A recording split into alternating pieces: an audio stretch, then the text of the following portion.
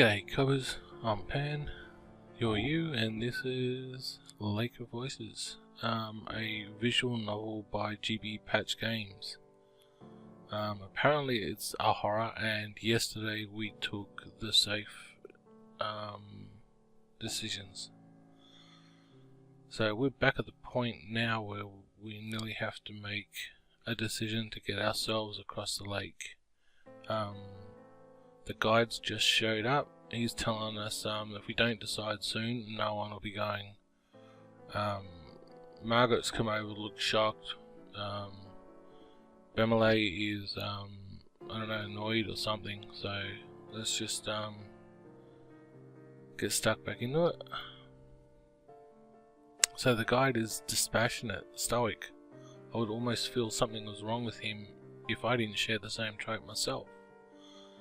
So that means Kika is dispassionate and stoic. Good combination. So Bemelle pulls me to the side, jaw clenched tight. That woman isn't armed. See, we can knife her, I swear. His voice is low. He darts a glance at Margaret. We can easily get her to back off if we make this into an actual fight. After all, we have to go tonight, yes? If one of us really is to die, it'll be her. Yes, because we're going to get to the village. Worse fate than her death. The village is all important, so let's get to the village. I stare at the dock, refusing to meet Bemelle's eyes, and then try to keep my voice as level as possible. We don't know her situation. This isn't a decision we can make for her. No, but we have to get to the village. Bemelle leans in closer, apparently having missed what I said. I remove the sympathy for her in my response when I speak. The guide won't accept something like that, I assume. But the knifing, I'm pretty sure he would. Because we saw what happened at the end of the last episode. Then what else do you have in mind? First of all, you and I cannot split up. We have to go together. Either we both stay, or we both go. Yeah, and I think, because Margaret, regardless of whether we go or not. Right. Well, if we don't go, she's gone. So, technically if we go, we're saving her life. I cross my arms, a hand on my chin. I have full confidence in my abilities in Bemelle's, but there is no reason not to believe that the guide knows exactly what he's talking about. Let's not give a shit about that, let's just go. If we go, he might not be able to give the group the attention that we deserve. That would mean we truly would be putting Margaret's life at risk on top of our own, but we saw what happened yesterday when she went on her own. And I believe we should go. See? Bemelle's reply is firm. My steadfastness seems almost weak in comparison to its certainty. We shouldn't waste more time. Let's shove off. Yes, let's shove off. The guide slowly turns around without even a nod to show his agreement. Margaret stares at Bemelle and me in something of a resolve in her gaze. Then she follows after the guide. At least she didn't insist we stay behind. So, we're off. We should do what we can to protect her. It's our fault she's being put in even further danger. Exactly my thoughts. We will take care of everything. Maybe I'm being naive, but I have no intentions of letting anyone fall victim to this lake tonight. Those monsters can starve. Yes. Intends to follow the others across. Yes. I will protect everyone on this trip, I will. We will? We will make it through this. And then I step back onto the dock and join them. See, it's a dock. A dock is not a bridge. As soon as I step onto the wood, the temperature drops. The light of my lamp shines against the water's surface, as reflective as a mirror. Until we reach land again, death is only a small mistake away.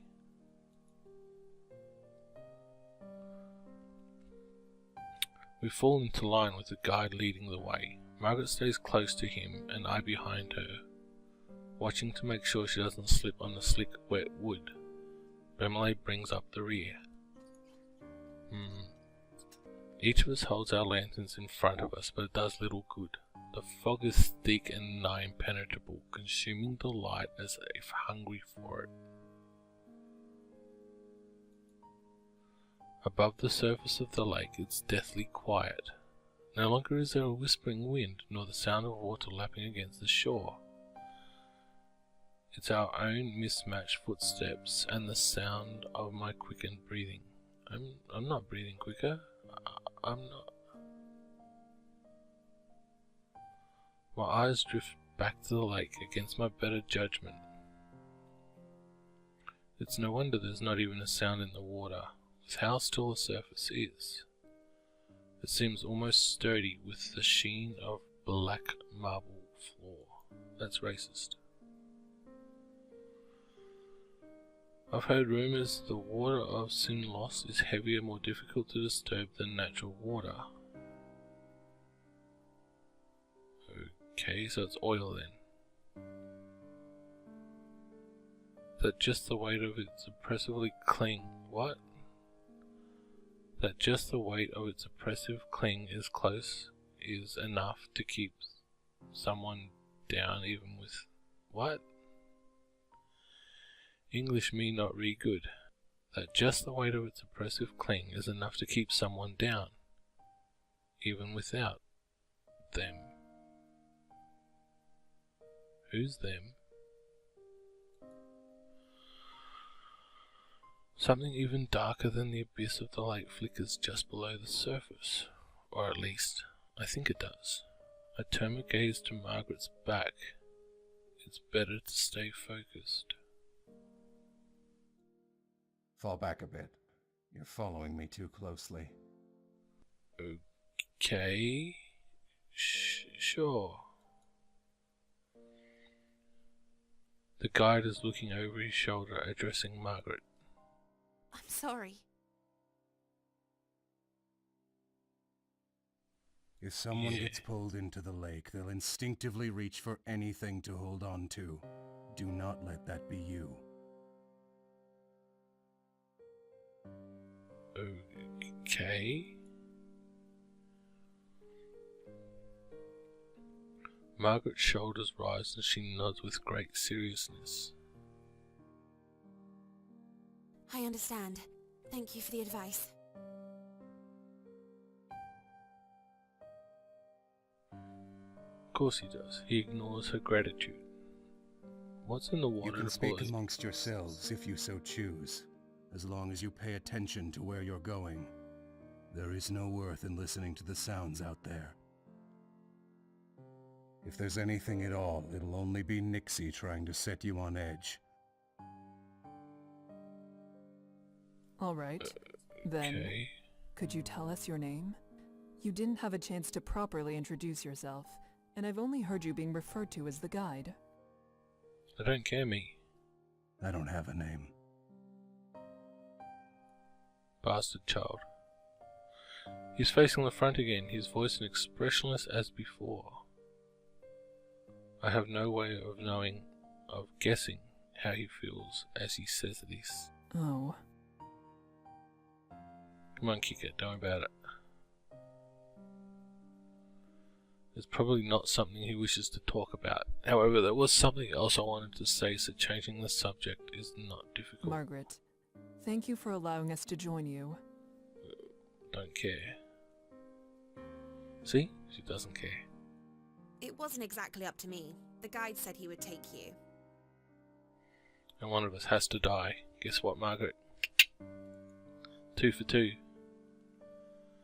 She hesitates and then she looks tentatively over her shoulder at me. Thank you for saying that. It's appreciated. The guide, is he moving on? Bemelle and I will do our best to be an asset on this trip, rather than a burden. The guide, guys. That's nice. I'm not afraid to be out here, though. Still, at least with your training, you should be able to take care of yourselves. I admire her resilience. It's comforting to know that everyone here is so confident in their abilities. Not enough to forget how terrible it feels to be over this lake. What's in the water? I'm not sure if that's fortunate or unfortunate. Believing yourself to be secure doesn't mean that you are. Okay, so that's not answering what's in the water.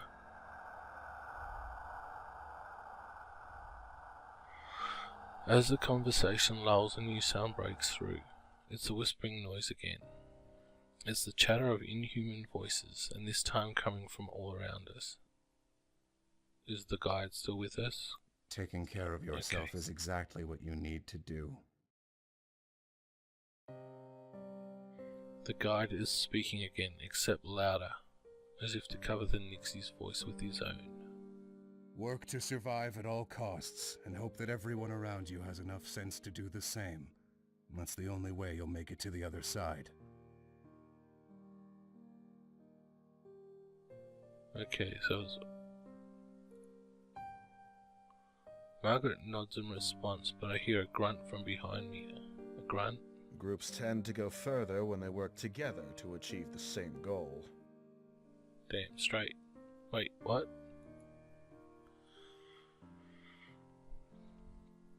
The guide doesn't say anything in response to Bemelle's grumbling either. I'm not sure whether he didn't hear Bemelle or whether he just didn't feel the statement made thus far worthy of addressing. And why does she have to keep on saying Bemelle's name?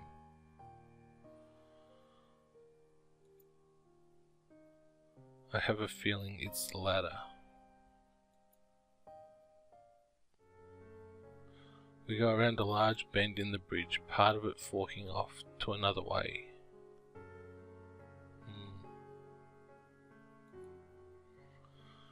I wonder how the guide knows which one of these essentially identical paths is correct, or when something in the corner of my eye catches my I attention. believe I saw something over there. Nixie. Keep walking. No need to worry. It's just a narrow bridge surrounded on water, on all sides by water, with something in it. Right. The guide's voice is calm and level. I decide against pressing the issue, not wanting to set everyone even more on edge. What did he say? Chill out, relax. Perhaps not wanting the conversation to be caught by the guide, he speaks softly, though I couldn't quite hear him because of it. Okay, I take my eyes off Margaret ahead for a moment to explain it to Bemelle and stop dead in my tracks. Only one word is able to escape me in my stunned state. Behind Bemelle stands another figure, looming in the darkness. Seeing my face, Bemelle grabs the hilt of his sword, whips around, then staggers swiftly backwards. Several meters away, a crooked, twisted black shape hobbles its way towards us. Some kind of liquid drips off its head, curling around the edges of its face. It almost looks like it's crying. Slenderman? Bemelle backs up until he's standing beside me. The figure continues its slow advance, head jerking from one angle to another. What on earth? Slenderman. Look how tall he is. It's one of them. Yes, Nixie that stumble across the bridges looking for opportunities. Where's Margaret? The guide is standing next to us. I didn't even notice him approach. The ones that can make it out of the water are generally referred to as Prowlers. Are they Nixies or Prowlers? Or something else? I had no idea things like that were out here. Is that what Kika saw down the other path? Oh. The guide says nothing, instead returning to the front of the party. Margaret watches him pass. Her frustration morphs into nervous optimism when something seems to come into her mind. Nixie aren't slowed down much by swords, but at least light keeps them away, right? Margaret's hand grips her face tight and desperation bleeds into her voice. I bite the inside of my lip. Direct light will force it to return to the lake. However, it'll try to drag the light, or you, down with it before it goes. Instinctively, I reach for the hilt of my sword. Despite the fact that it would do little to protect me, the Prowler is getting closer, jerking forward, stopping, then resuming its slow advance. Okay, does anyone have a light we can leave here? That way it won't follow us. No one is leaving a light behind. Only matches. Yeah. Bemelle spits. He's the one bringing up the rear, so he's the one most likely to be in danger if it keeps following. The guide, however, moves forward. Don't forget it's there, don't let your guard down, and don't get left behind. Yes. What? How am I supposed to keep walking with this thing at my heels? You said it wants to attack. Don't give it the chance.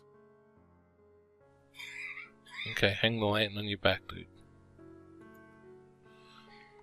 Bemelle sputters in anger and the guide summarily ignores him. I solidly grab hold of Bemelle's upper arm. Here, I'll lead you like this, and you can keep your focus solely on the Prowler. Make sure it doesn't get too close. Bemelle's eyes the guide with unresolved hostility, but allows himself to softly sigh in relief. He gazes at me with fondness. Hey, there's no time for that. At least there's someone I can count on. Despite the fact that I'm going against his advice, the guide says nothing more. It's clear now that he doesn't give a damn what we end up doing. Some part of me is glad for that. I want to help everyone make it through, and it would be worse to have to persuade the guide every time help was necessary. Thank you. Just let's keep going.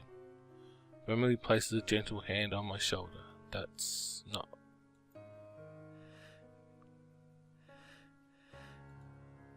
Bemelle's face hardens in return. Okay, that's...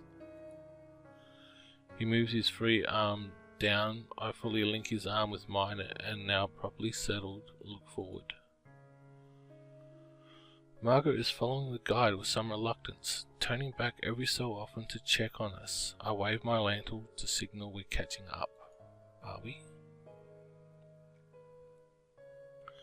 Margaret returns her head to the front and quickens her pace. With a tug on Bemelle, we start to follow them.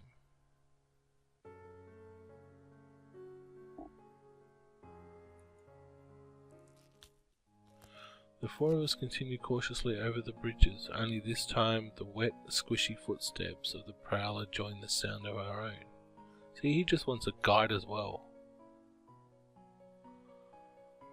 The Prowler walks without a set pattern, sometimes fast, sometimes slow. It takes long steps, then short ones. At times, it stops walking entirely. Does it hurt to be out of the water like this, or is it trying to be difficult to read? Suddenly, the whispering in the lake grows louder. I still myself, trying not to let it get to me.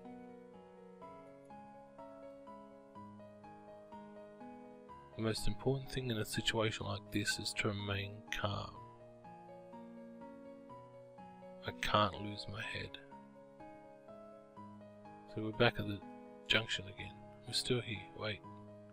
Then all at once I notice the guide and Margaret have come to a halt. They're stopping. Don't. Bemelle slows down as I do it, and as we near Margaret's back she says something akin to distress. No, something with... She says with something akin to distress. I tug on Bemelle and he understands. We draw up close to Margaret and ready to protect her if need be. But the guide holds out a hand. Don't get any closer. Just over his shoulder I see another Prowler stumbling towards us. White liquid dripping from his eyes. The guide's hand turned over in the air, palm Give up. me a lantern. We'll throw it. No, don't do that.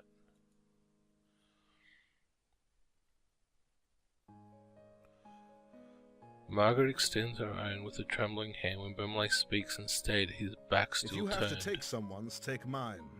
But you're... Yes, an extra light won't do us much good when we're standing this close together. Margaret takes Bemelle's lantern from him, guarded relief displayed on her features. Thank you.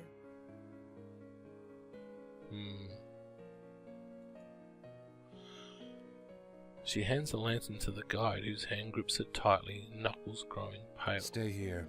I can't throw it too far, or the light will blow out before it reaches the Nix. The fire.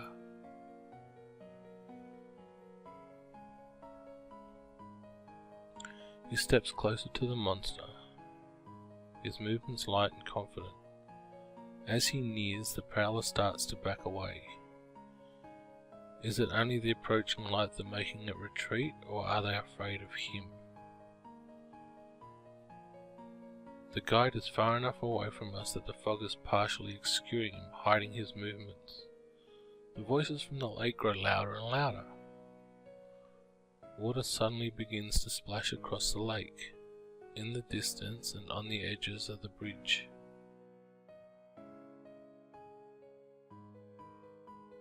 They want him to mess up.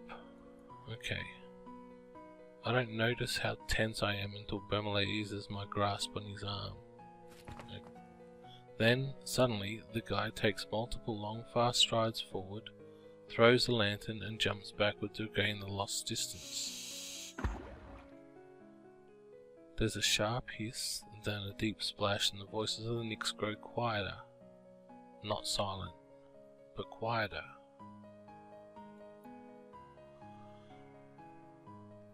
A sigh escapes me, and the guide comes We back should to keep our group. going before it comes back. But we are one lantern short. I glance at Bemelle and realize he too is looking relieved as at the guide before us, and then I see it. The first Prowler is still there. It's right there. Pull Bemelle forward.